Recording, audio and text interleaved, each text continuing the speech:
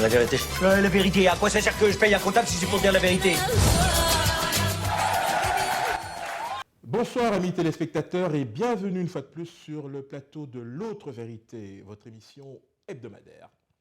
Le mardi 6 novembre 2012, Barack Obama est entré dans l'histoire pour la deuxième fois en se faisant réélire président des États-Unis, et ce pour 4 ans. Pour beaucoup de questions, notamment relatives à la politique, à la société, aux questions économiques et surtout sur les questions d'ordre moral. Ce dont nous allons faire aujourd'hui en recevant mes deux invités habituels, à savoir M. Francis Pakindé, dont je rappelle que vous êtes ancien rédacteur en chef de Jeune Afrique, hein, vous avez également été porte-parole du HCR pour l'Afrique, et puis surtout vous êtes un reporter et un journaliste éminemment connu pour les questions internationales. J'ai également le plaisir de recevoir Jean-Jacques Seymour, éditorialiste à Tropic FM, chroniqueur à Canal 3 Monde, mais surtout, vous avez une autre casquette, vous êtes spécialiste en géostratégie des Caraïbes. Nul doute que nous aurons l'occasion de parler également de la situation des Caraïbes à l'aune de la réélection de Barack Obama. Chers téléspectateurs, comme vous le savez, c'est une ère nouvelle qui s'ouvre pour les États-Unis d'Amérique. Barack Obama a été critiqué sur un certain nombre de points, de sujets, en tout cas relatifs à son bilan. Nous aurons l'occasion, durant ce débat, de revenir sur certaines de ses réalisations. Que reste-t-il à faire? Et surtout, que peuvent attendre les Africains de la réélection de Barack Obama? Alors, peut-être allons-nous commencer par, au fond, nous interroger sur ce qui fait aujourd'hui, on va dire, le succès de Barack Obama, en fait, ce qu'il incarne aujourd'hui, à la fois aux yeux de ceux qui ont voté pour lui, mais également à l'étranger, notamment en Afrique et ailleurs. Dites-nous, Francis Pakindé, à quoi est due cette incroyable ascension d'Obama? À quoi peut-on attribuer ce nouveau succès pour cet homme qui, 4 ans à peine avant d'être élu pour la première fois président des États-Unis, avait été élu sénateur? Je pense qu'Obama, c'est avant tout un homme, et un homme de conviction. Avant d'être noir, avant d'être tout ce qu'on a raconté autour de lui, c'est quelqu'un qui prend le temps de la réflexion. C'est un homme qui démontre qu'il aurait pu être même 10 ans auparavant président des États-Unis. En tout cas, les électeurs américains ont jugé qu'il a fait du bon travail, même si tout ce qu'il avait promis n'a pas vu le jour. Il a fait du bon travail. Les gens ont eu assez confiance pour le renouveler de façon assez brillante. Et son mandat, un mandat pour 4 ans, il a été non seulement élu au niveau des grands électeurs, mais au niveau des électeurs, des voix, du suffrage populaire, oui. Il est arrivé en tête. Alors que tous les commentateurs nous disaient que non, il allait gagner au niveau des grands électeurs, mais pas au niveau du suffrage populaire. Tout ça n'était pas tout à fait, soi-disant, démocratique, comme si c'était Obama qui avait inventé le système électoral américain. Ce système est vieux comme la nuit des temps, et ce n'est pas lui qui l'a inventé. Jean-Jacques Seymour. C'est un bon communicant. C'est un homme qui me semble être près des gens, près du peuple. Et d'ailleurs, il y a quelque chose qui l'a beaucoup aidé, c'est l'arrivée de Sandy, qui était peut-être quelque chose d'inespéré, à un moment où sa campagne, non pas battait de l'aile, mais était quand même assez mal partie, parce que Romney, débat après débat, campagne après campagne, labourant le terrain, commençait sérieusement à s'affirmer. Et là, cet homme de terrain, n'oublions pas qu'il a travaillé dans les bas-fonds de Chicago, il connaît particulièrement bien ce terrain social, eh bien, a retrouvé une nouvelle jeunesse, cette jeunesse qu'il avait en 2008, et ça l'a beaucoup aidé dans cette fin de campagne, et c'est comme une vague, une déferlante qu'il a apporté, une espèce de tsunami, en dépit de ce que disait une grande partie de la presse internationale et surtout de la presse française qui, n'en doutons pas, ne souhaitait pas la réélection d'Obama. Alors j'en parlais en préambule, en disant que deux visions de l'Amérique se sont réellement opposées, mais on peut aussi également dire deux personnalités, deux tempéraments différents à tout point de vue. Mitt Romney incarnait une certaine Amérique bourgeoise. Certes, le papa avait commencé au bas de l'échelle avant de faire fortune, mais on avait quand même un homme relativement attaché aux valeurs, très influencé notamment par son passage chez les Mormons, dont il a été bishop, si je ne m'abuse. Oui. Et puis Barack Obama, qui, lui, a été effectivement ballotté, a été confronté à des mondes différents, à un monde qui, aujourd'hui, se présente à chacun des Américains, puisque nous sommes dans un monde désormais globalisé. Et c'est précisément ce que nous pourrons dire à ce sujet, c'est que, à tout bien réfléchir, on pourrait, avec le recul, se dire que autant Mitt Romney a parlé de l'Amérique, autant Barack Obama a parlé à l'Amérique. Et que c'est peut-être là que s'est fait la différence, indépendamment du coup de pouce, puisque certains observateurs aujourd'hui conviennent volontiers que Sandy a été, on va dire, réellement, enfin, relativement déterminant dans le choix des Américains, parce que Barack Obama a eu les mots pour le dire. Pourtant, certains se demandent si cette réélection n'est pas une réélection par défaut. Pourquoi ? Parce que Mitt Romney a peut-être avancé des choses, parfois se contredisant lui-même, mais qui ne donnait pas une idée sur sa capacité effectivement à pouvoir assumer pleinement ses responsabilités, parce qu'il y avait beaucoup d'hypothèques ou d'inconnus dans sa manière de concevoir le monde d'aujourd'hui. Et les plus méchants disent même que sa vision du monde date encore de la guerre froide, puisqu'il était tout à fait prêt à augmenter sensiblement le budget militaire. Diriez-vous, Francis Patindé, que le monde d'aujourd'hui a peut-être évité le pire en se privant d'un Mitt Romney à la Maison-Blanche? Je ne crois pas que ce soit quelqu'un de méchant particulièrement, que ce soit pas, c'est pas le plus conservateur du Parti républicain, en dépit de ce qu'on peut croire, en dépit des alliances avec le Tea Party et tout ça. Mais ce qui est important, c'est que Obama est le produit de l'Amérique d'aujourd'hui. Mitt Romney est celui de l'Amérique du passé, selon moi. Pourquoi? Parce que d'abord, Obama est le fruit de plusieurs croisements génétiques, mais également culturels. Culturel, bien sûr. L'Amérique et les États-Unis d'Amérique sont en train de changer. Il y a une mutation en cours qui n'est pas perceptible de la plupart des gens. Obama, qui a travaillé dans le social, qui a travaillé dans les bas-fonds à Chicago, qui a un père d'origine pauvre, qui a été ballotté entre l'Amérique et l'Asie, c'est ce qui se passe dans le monde d'aujourd'hui. C'est quelqu'un qui est également accro aux nouvelles technologies, c'est quelqu'un qui est en phase. Vous savez, sa victoire a été annoncée par Twitter. Rapidement, il a fait un tweet pour le monde entier. C'est quelqu'un qui est au diapason du monde actuel. Il se trouve que, hélas, le Parti républicain, qui, rappelons-le, au temps de l'esclavage, était le parti progressiste. Le Parti démocrate, à l'époque, était le parti conservateur. Le Parti républicain n'a pas pris la mesure de ces mutations. D'ailleurs, j'en veux pour preuve que les ténors de ce parti demandent actuellement à ce qu'il y ait une espèce d'aggiornement, que ça bouge, qu'on change, qu'on vive, qu'on épouse l'Amérique d'aujourd'hui. C'est un parti daté, c'est un parti du passé. Oui, vous disiez tout à l'heure qu'il a parlé à l'Amérique. Tout à fait. Il a un bilan. Il arrive là avec un bilan. Et quel bilan? Justement, parlons-en. Justement, le bilan social, déjà.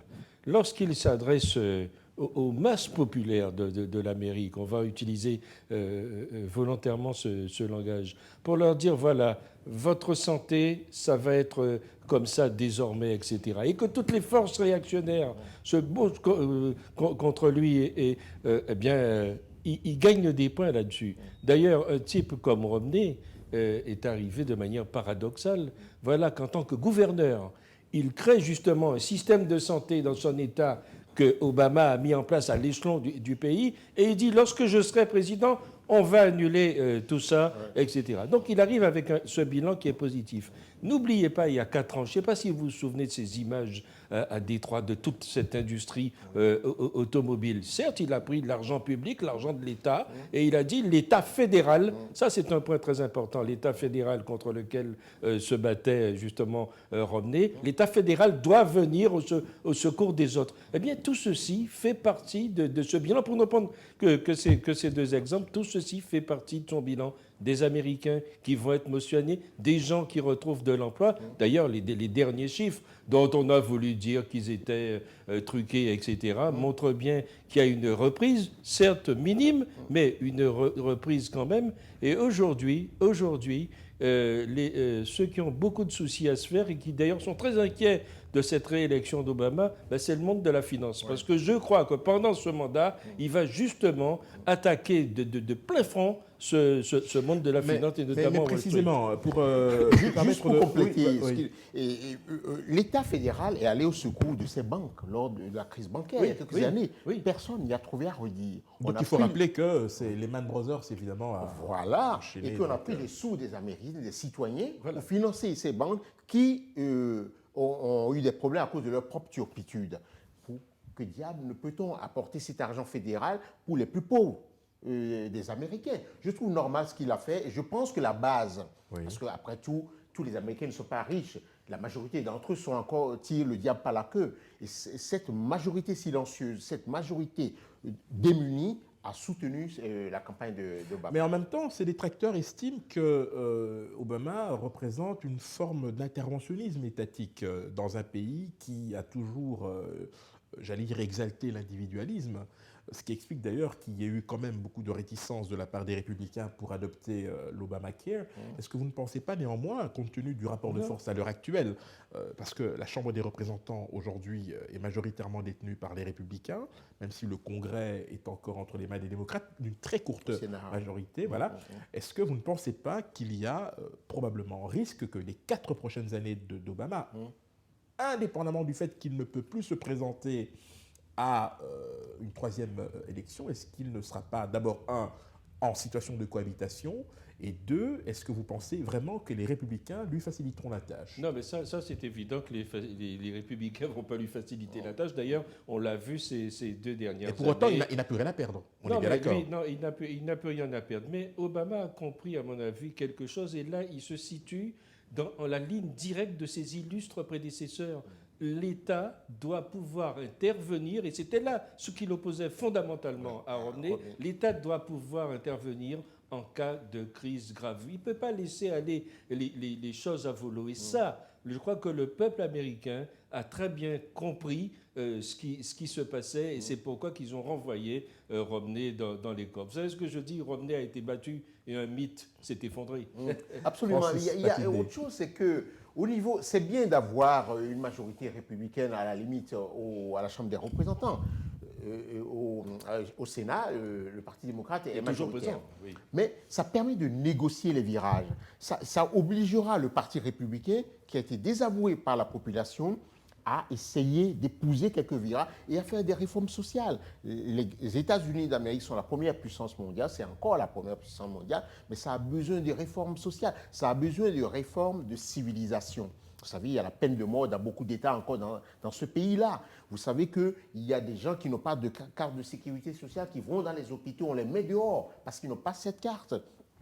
C'est preuve de civilisation, c'est preuve d'intelligence que de permettre au plus grand nombre d'avoir accès aux soins de santé, à l'éducation. D'ailleurs, Romney l'a très bien compris, parce qu'il a fait son discours à Boston, et il a immédiatement lancé un appel se disant prêt même à travailler avec Obama. Obama a immédiatement rebondi là-dessus, parce que la cohabitation va se faire, certes, entre la Chambre des représentants et le Sénat, mais elle va se faire aussi, il va falloir trouver des passerelles, parce qu'on ne peut pas continuer à aller comme ça, sinon ça va être la chute, et une chute très lourde. Alors, un autre enseignement de cette élection, décidément, qui est vraiment unique en son genre, c'est que le Parti républicain a fait les frais, notamment du vote latino, puisque la communauté hispanique américaine a voté à 71% pour Barack Obama, ce qui montre l'ancrage de cette communauté, dont je rappelle qu'elle est actuellement la 2e en termes de population aux États-Unis, et qu'aujourd'hui, compte tenu du fait qu'aux États-Unis, il n'y a pas de langue officielle,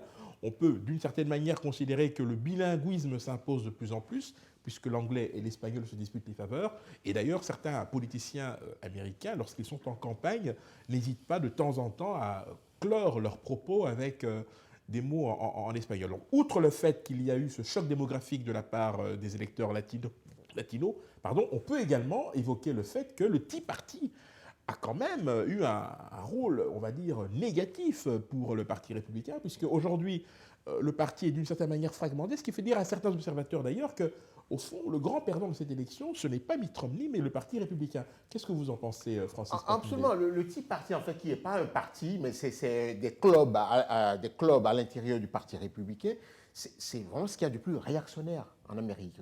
il cultive, encourage le racisme. Obama, le Tea Party est raciste? Absolument, les Tea Party en fait, qu'il faut dire, parce qu'ils sont racistes, parce qu'ils continuent de dénier à Obama la citoyenneté américaine. Comment pouvez-vous pousser le président élu à exhiber son acte de naissance, à faire tout ça? Ils continuent dans leur tête, de façon obstinée, à croire que ce monsieur n'est pas américain. Ils ne reconnaissent même pas Obama comme président des États-Unis d'Amérique. Voilà. Ça, c'est très grave. C'est très, très grave. En tout cas, pendant la campagne Et c'est la preuve, justement, je n'ai que les Américains ont rejeté l'extrémisme. Et ça doit servir de leçon à d'autres aussi pays, et notamment en Europe. Est-ce que vous êtes d'accord avec moi si je dis que, d'une certaine manière, la réélection de Barack Obama, à certains égards, est logique si l'on tient compte du précédent George Bush, qui en 2004, au plus fort de la guerre en Irak, et au moment où l'image des États-Unis était extrêmement dégradée à l'international, a néanmoins été réélu. Est-ce que ce n'est pas le fait que les Américains se soient dit qu'on ne change pas de capitaine pendant la tempête? Qu'est-ce que vous en pensez, Francis Patino? C'est peut-être un argument, mais je pense que l'histoire retiendra qu'Obama a fait des réformes dont c'est on surtout ne mesure... pour ça qu'il a été réélu. À mon avis, c'est ça. On ne mesure pas encore. oui. On ne mesure pas encore. Vous savez, vous initiez les réformes. Il faut du temps pour en recueillir les fruits.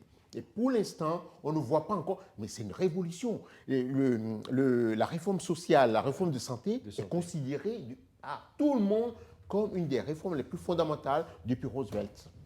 Mais vous savez, quand vous arrivez devant un hôpital aux États-Unis, si vous n'avez pas la carte de crédit en main et pour vous prouver que vous pouvez payer avant même que l'on vous ausculte ou qu'on vous dirige vers un service, mais vous n'êtes pas considéré comme un citoyen. Il faut savoir que ces gens qui sont sans couverture sociale ne sont pas considérés comme des citoyens. C'est comme des êtres humains. Voilà, comme des êtres humains, tout simplement. C'est Alors, ça le terme. Jean-Jacques exact. Seymour, vous avez évoqué tout à l'heure, en fait, partiellement le bilan de Barack Obama. Je note notamment deux faits que vous n'avez pas relevés, mais je voudrais justement vous faire réagir là-dessus.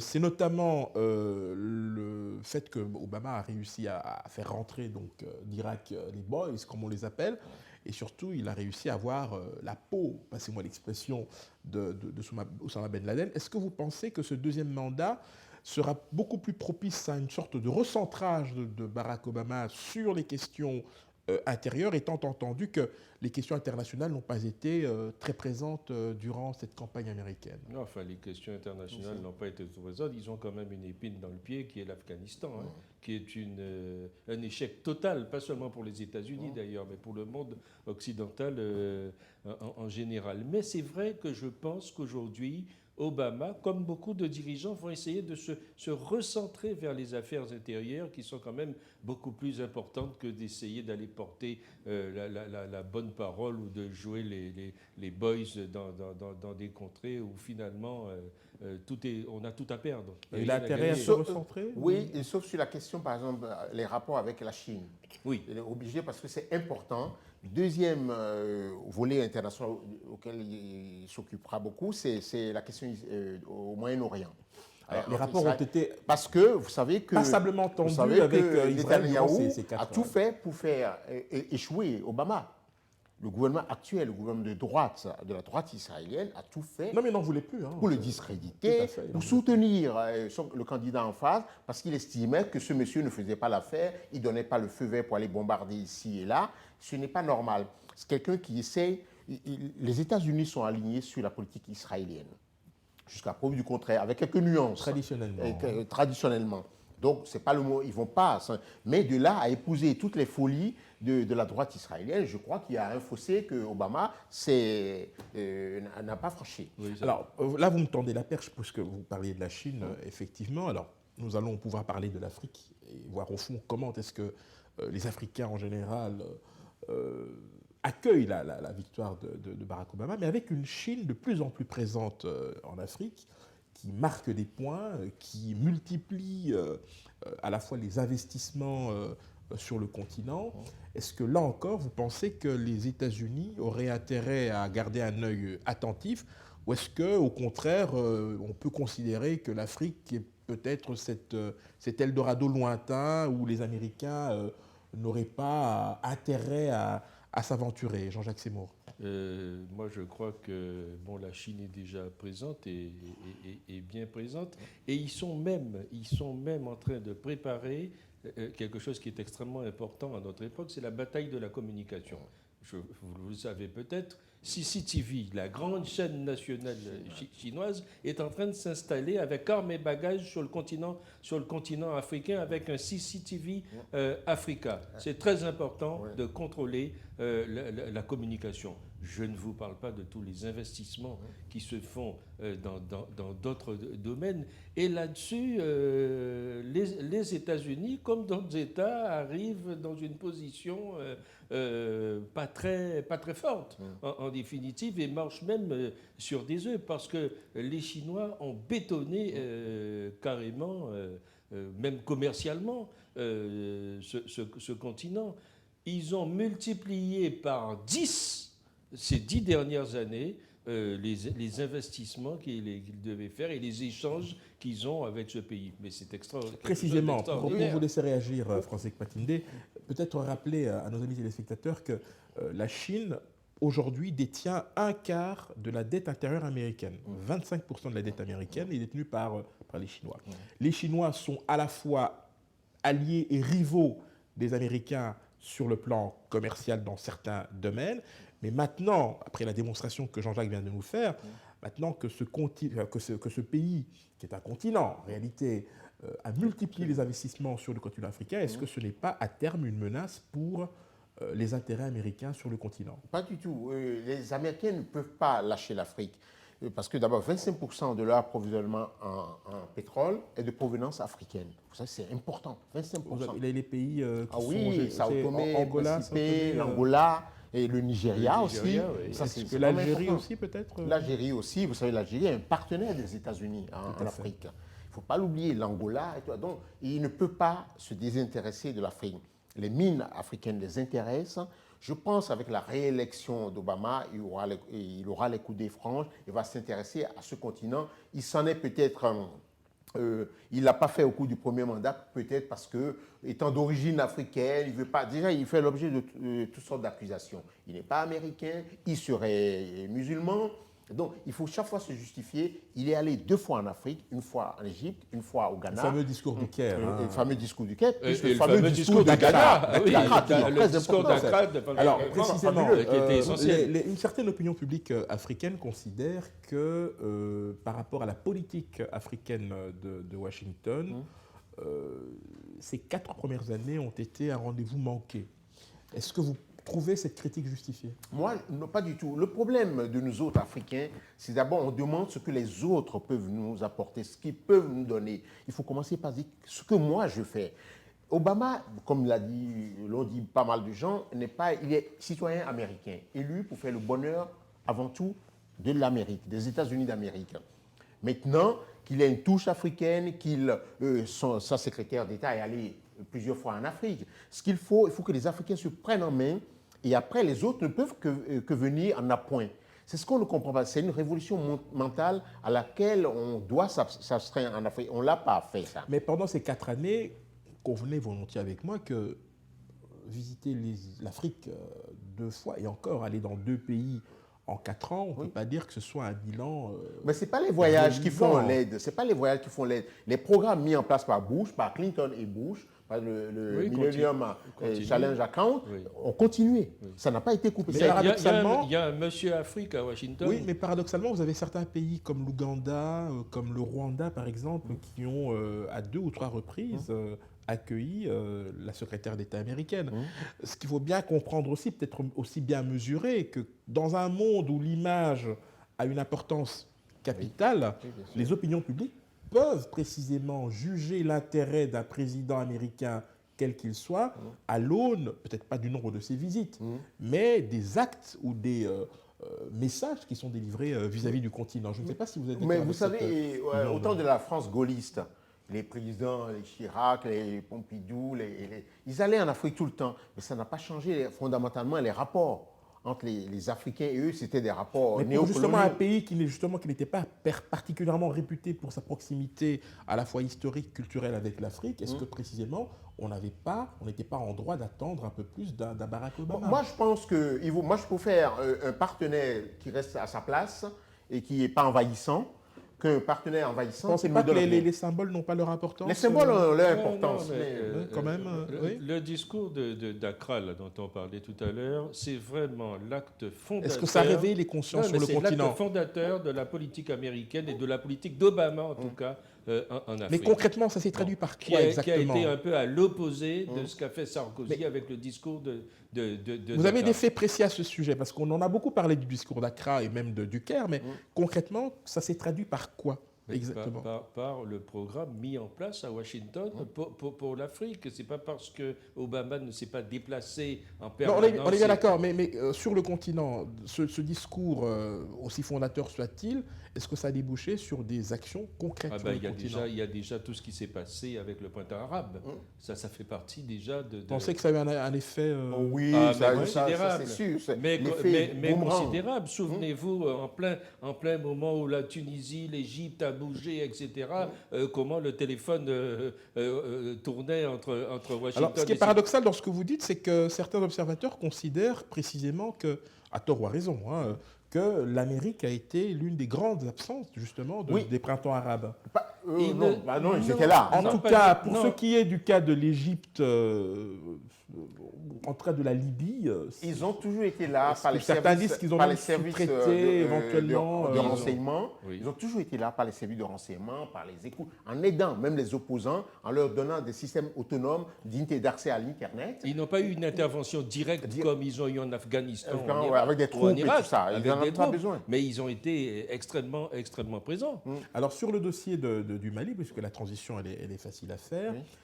comme vous le savez, il y a eu l'adoption au niveau du Conseil de sécurité d'une résolution qui accordait, je pense, 45 jours à la CEDEAO pour qu'elle puisse présenter une feuille de route. Mais on a senti dans les débats que l'intervention américaine, à défaut d'être militaire, était néanmoins requise compte tenu des relations que les États-Unis entretiennent notamment avec l'Algérie, qui est son principal allié dans la région. Est-ce que là, pour le coup, vous pensez que dans le cadre de la résolution du conflit au Mali et au nord du Mali, est-ce que les États-Unis pourraient, en tout cas Barack Obama, pourrait éventuellement lancer une initiative? Eh ben, on va le voir prochainement. Pourquoi? Parce que juste avant justement cette élection, la secrétaire d'État Hillary Clinton était à Alger. Et il s'est dit des choses à ce moment-là. On va le savoir dans les jours qui viennent, ce qui va se passer. Absolument. Ce qui est important aux États-Unis, c'est ça, les questions liées au terrorisme et sont des questions de sécurité intérieure des États-Unis. C'est-à-dire ce qui se passe au Mali est vraiment a un lien direct avec la sécurité. Donc, pour ça, il faut être sûr que les Américains seront présents. Ça ne veut pas dire envoyer des milliers de troupes, mais envoyer des drones, mettre les systèmes d'information au service des troupes ouest-africaines. Les Américains ne peuvent pas ne pas être là. Ils y étaient d'ailleurs au Mali avant la chute du président ATT. Selon des informations, à plusieurs reprises, l'ambassadeur américain a même proposé au président qui était en voie d'être renversé, s'il demandait à l'Amérique d'intervenir, elle aurait pu intervenir. C'est pour vous dire que ce qui se passe au Mali en matière de sécurité, de terrorisme, de salafisme, c'est vraiment une question intérieure aux États-Unis. Mais ce que vous venez de dire est en contradiction avec ce qu'on a pu observer pendant la campagne. Par exemple, durant cette campagne, l'Europe et l'Afrique ont été singulièrement absentes du débat. Non, l'Europe a été absente parce que c'est une question secondaire. L'Union européenne, tout ça, c'est une question secondaire. C'est paradoxal. Mais la question malienne a été évoquée pendant les débats. Les débats sur la politique internationale, la question de... Oui, là, nous parlons de gestion de règlement de conflit, mais en dehors de cet aspect-là militaire... De l'aide à l'Afrique. Oui, est-ce que là, pour le coup, est-ce que vous pensez que... Moi, je pense que... Moi, je ne vois pas l'Afrique comme étant le continent de l'humanitaire. C'est ça le problème. C'est philosophiquement, je pense que l'Afrique n'est pas là pour avoir des dons. L'Afrique est là pour faire du business avec les gens, défendre ses positions, défendre ses intérêts. Et les Américains ne sont pas loin de penser la même chose. C'est l'Afrique qui n'est pas là où on envoie des médicaments. C'est ce que disait le discours d'Accra, d'ailleurs. Le discours Des d'Accra, hommes forts, oui. des hommes On forts. veut des hommes forts. Voilà, c'est ça qu'il a c'est dit. tout. Hein. C'est ça la quintessence même Voilà, de ce c'est ça. discours. Alors, ce qui est apparu aussi durant ces 4 dernières années, en tout cas dans la stratégie globale de la Maison-Blanche, en termes de géopolitique, c'est une sorte de recentrage géostratégique vers l'Asie, avec notamment un renforcement ou un raffermissement de liens entre les États-Unis et certains pays, et une volonté peut-être de laisser les Européens faire face à leurs propres responsabilités.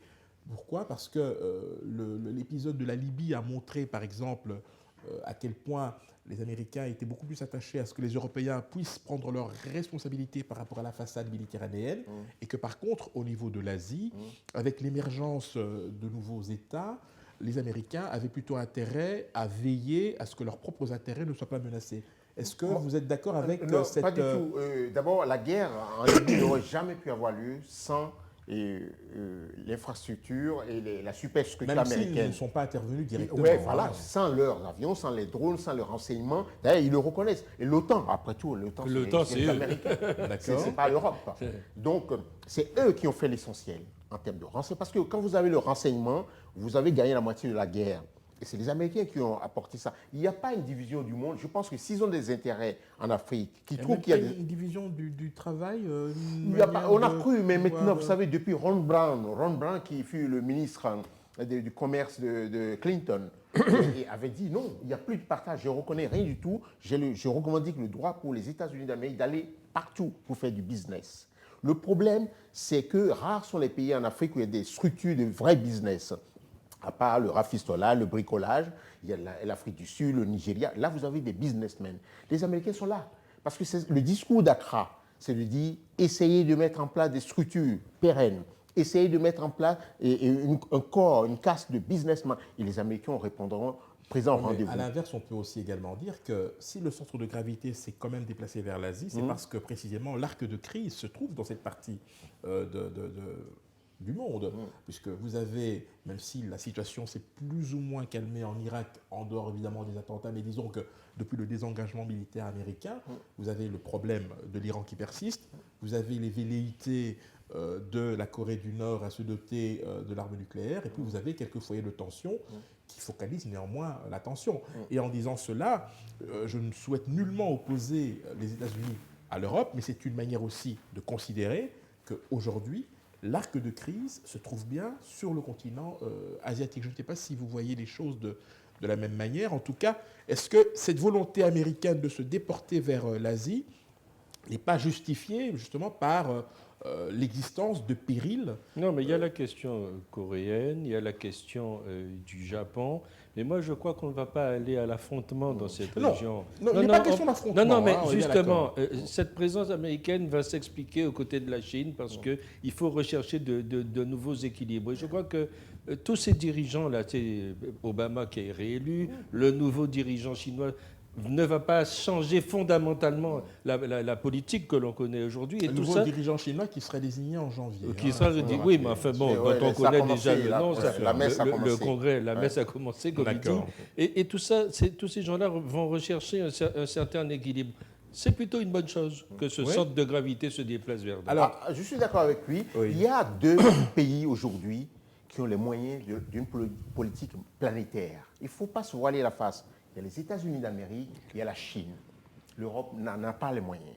L'Europe, elle a des moyens, mais limités. L'Europe ne peut pas faire une grande guerre sans la superstructure américaine. Elle n'en a pas les moyens. Parce que vous savez, c'est de l'argent, c'est quelque chose qui se construit. L'Europe a encore beaucoup de divisions entre elles et encore beaucoup de problèmes. Elle est affaiblie par la crise. Et ce qui fait qu'il n'y a que 2 pays aujourd'hui. Et les Américains qui déplacent leur intérêt vers la Chine, c'est de bonne guerre. C'est le pays qui compte. Et c'est le pays qui en passe de devenir la première puissance mondiale. Tout à fait. Alors, je voudrais qu'on revienne sur le plan économique. Est-ce que aujourd'hui, quand vous regardez la situation intérieure américaine, et en dépit du poids économique des États-Unis sur la scène mondiale, est-ce que Obama ne sera pas tenté d'envoyer un message à l'électorat républicain en, disons, recourant à une forme de protectionnisme économique, compte tenu des inquiétudes qui se sont manifestées durant la campagne électorale. Moi, je ne vois pas... Parce qu'il faut quand même rappeler qu'il y a les États-Unis, aujourd'hui, c'est 16 000 milliards de déficit public, qu'Obama a promis de ramener à 12 000 milliards d'ici la fin de son mandat. Ce qui est encore beaucoup. Est-ce que un effort comme celui-là ne pourrait pas se traduire vers une forme de protectionnisme économique de la part des États-Unis? Non, mais un protectionnisme économique, d'accord, mais ça irait à l'encontre même de la philosophie libérale qui dirige les États-Unis. Mais précisément, si on part du principe qu'il doit régler sur le front intérieur un certain nombre de problèmes pour rassurer à la fois son électorat, mais aussi pour que les indicateurs économiques puissent être... Est-ce que finalement ce ne sera pas un des prix à payer pour essayer de maintenir les équilibres? Oui, mais ils vont se mettre combien d'entreprises américaines sur le dos? Vous savez, les délocalisations, ce n'est pas qu'en Europe, c'est aussi les Américains, et notamment vers la Chine dont on parlait tout à l'heure. Juste un exemple, l'iPhone, qui est le symbole de l'Amérique conquérante, et l'iPad et tout ça, vous savez, c'est conçu en Californie, mais c'est monté en Chine. Voilà. Vous savez, on délocalise tout maintenant. Plus rien, en fait, quand vous portez un vêtement, vous n'êtes même pas sûr que ce soit quelque chose qui ne soit pas métis, quoi. Vous savez, il y a les mains indiennes, il y a le savoir-faire africain, il y a... vous savez, c'est comme ça. Le monde est ainsi fait que même à vouloir se replier sur soi, il y a toujours l'étranger qui se rappelle à vous. Traditionnellement, le deuxième mandat d'un président américain, c'est un mandat que certains jugent à tort ou à travers de... tranquille. Alors, dans le cas d'Obama, ce qu'il y a quand même de singulier, c'est que non seulement il va devoir cohabiter avec une majorité républicaine à la Chambre des représentants. Mais il le fait depuis 4 ans. Il le fait depuis 4 ans, mais cette fois-ci, compte tenu, on va dire, de la dureté de la campagne qu'il y a eu, et compte tenu du fait que les républicains, on l'a dit tout à l'heure, n'étaient pas du tout disposés à lui faciliter la tâche. Est-ce que vous pensez qu'à un moment donné, pour faire passer un certain nombre de réformes importantes, Obama pourrait éventuellement être tenté de prendre à témoin le peuple américain, ou en tout cas d'envisager, comme cela a été dit, parce qu'on a cru comprendre que dans les échanges de bons procédés entre le perdant et le vainqueur, certains ont noté un message subliminal venant d'Obama qui envisagerait peut-être à terme de travailler en collaboration avec Mitt Romney. Qu'est-ce que vous en pensez?